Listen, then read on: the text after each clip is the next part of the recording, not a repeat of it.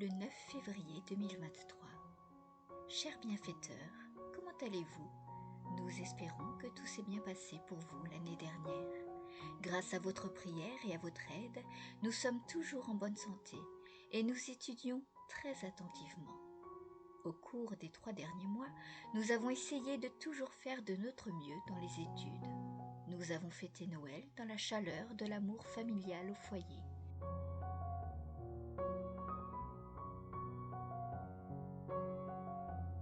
Nous avons accueilli le nouvel an lunaire, c'est la fête du Tête.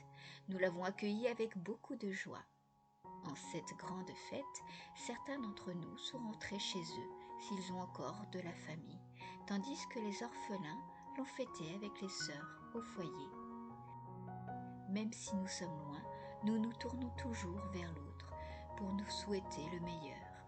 Nous avons préparé avec impatience des gâteaux de régluant, un gâteau spécial de la nouvelle année lunaire. Nous avons rendu visite à de la famille et nous avons reçu beaucoup d'enveloppes rouges. En vietnamien, cela se dit lexi. C'est l'argent chanceux que les grands donnent aux plus petits. Nous étions très heureux.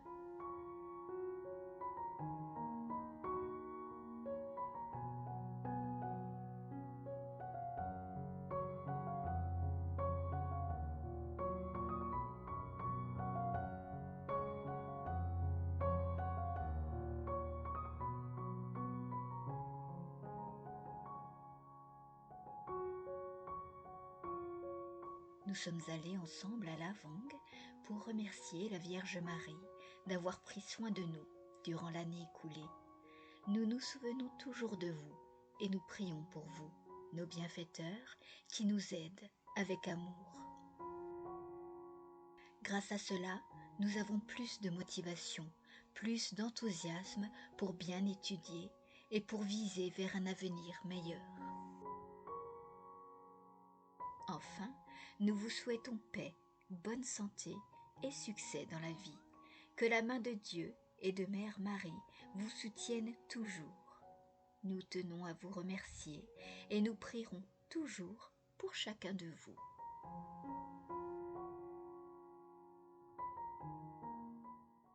Les enfants sont allés remercier Marie au sanctuaire de La Vangue.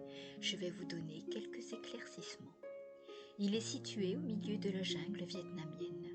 En 1798, Marie est apparue selon les chrétiens de Co Vu, qui fuyaient la persécution.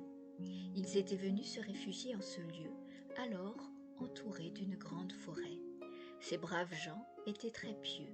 Tous les soirs, ils se réunissaient dans la pauvre chaumière, où devant une grossière image de la Sainte Vierge, ils priaient pour la fin de la peste et du choléra, pour les préserver des tigres si nombreux dans la forêt, pour leur donner la fécondité ou encore pour la paix religieuse dans leur pays si tourmenté. Un soir, une dame d'une beauté ravissante leur apparut. Elle était vêtue de blanc et entourée de lumière.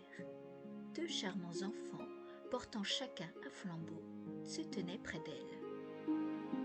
La dame passa et repassa plusieurs fois devant les chrétiens ravis. Puis elle s'arrêta et dit d'une voix très douce : « Mes enfants, ce que vous m'avez demandé, je vous l'accorde, et désormais, tous ceux qui viendront ici me prier, je les exaucerai. » Et elle disparut. Selon la tradition, elle a rendu la fécondité à de nombreux couples stériles. Et dans le territoire de La Vangue, le tigre non seulement n'a jamais pénétré depuis l'apparition de la belle dame, mais encore, il n'a fait aucune victime parmi les chrétiens. Cependant, les environs en sont infestés, et il n'est pas rare de rencontrer le terrible animal. Une seule invocation à Notre-Dame de La Vangue le met en fuite. C'est pourquoi les chrétiens sont demeurés fidèles à la Sainte Vierge. Voici une photo du pèlerinage en 1901. Dès la veille du grand jour, de nombreuses caravanes de pèlerins arrivaient. Le fleuve qui baignait la citadelle offrait l'aspect d'une ville flottante, tant était si grand le nombre des embarcations. À la nuit, les fêtes commencèrent par des réjouissances, explosions de pétards, illuminations, danses d'enfants vêtus de blanc, chantant des cantiques. Monseigneur Gaspard était venu de Hué Il était entouré de missionnaires, de prêtres indigènes, de séminaristes acclamant Marie, Laudate Maria. Les pèlerins suivaient la cérémonie dans la langue universelle de l'Église, le latin, avec une émotion visible.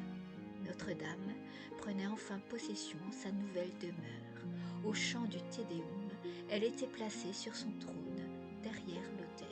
Le pèlerinage du sanctuaire de Notre-Dame se trouve à 30 minutes de l'orphelinat de Dongha. Sœur Marthe nous y avait emmenés en 2019.